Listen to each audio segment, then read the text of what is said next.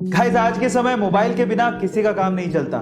लेकिन जब mobile discharge हो रहा हो तो हमें तुरंत भागना पड़ता है चार्जर ढूंढने के लिए। लेकिन जब चार्जर ना मिले तो हमारी सांसें अटक जाती हैं। सो इसी का सॉल्यूशन टेक्नोलॉजी ने निकाल लिया है। कैसे, मैं आपको बताता हूं। एक्चुअली Xiaomi कंपनी ने एयर चार्जर इंट्रोड्यूस किया है। एयर चार्जर, यस गाइस, बिना प्लग इन किए आपका मोबाइल चार्ज हो सकता है। कैसे?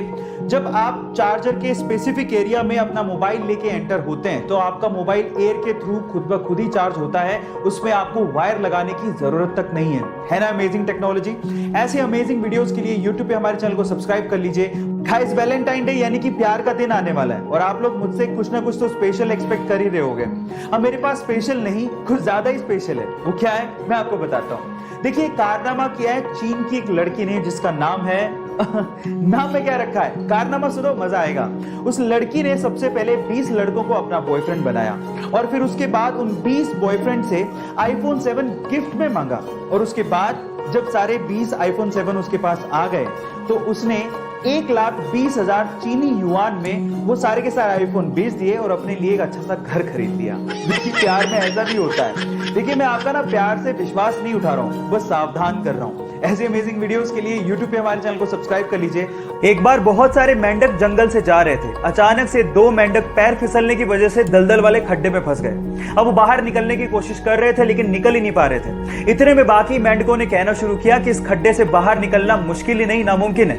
यह सुनकर तो एक मेंढक हिम्मत ही हार गया और दलदल में फंसकर उसने अपनी जान गंवा दी। लेकिन दूसरे मेंढक ने हिम्मत नहीं हारी, वो कोशिश करता रहा और फाइनली उस खड्डे से बाहर निकल गया।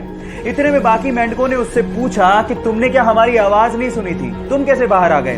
तो उसने कहा कि मुझे अच्छे से सुनाई नहीं देता, मुझे तो गहरे खड्डे में ये लग रहा था कि आप लोग मुझे प्रोत्साहित कर रहे हो, इस वजह से मैं बाहर आ गया।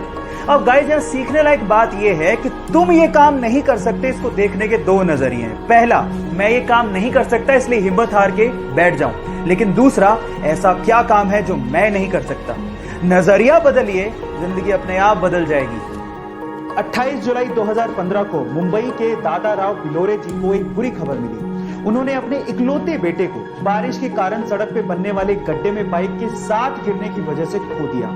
अब वो ये नहीं चाहते थे कि ऐसे अब किसी की भी मौत हो और इसके लिए उन्होंने बीएमसी में गड्ढों को भरने के लिए एप्लीकेशन लगाई। लेकिन उनकी एप्लीकेशन पे किसी ने कभी ध्यान ही नहीं दिया। तब उन्होंने डिसाइड किया कि वो खुद इन गड्ढों को भरेंगे और उसके बाद से उन्होंने गड्ढों को भरना शुरू किया और प्रण लिया कि वो इंडिया को गड्ढा मुक्त बनाएंगे। और तब से लेके आज तक वो 550 से भी ज्यादा गड्ढों को भर चुके हैं और उन्होंने इसके लिए एक एप्लीकेशन भी लॉन्च किया है ताकि लोग उस पर शिकायत दर्ज कर सकें और वो गड्ढों को भर सकें। गाइस, दादा राव बिलोरे जी के इस कार्य को मैं सलाम करता हूं। ऐसे अमेजिंग वीडियोस के लिए यूट्यूब पे हमारे चैनल को सब्सक्राइब कर लीजिए।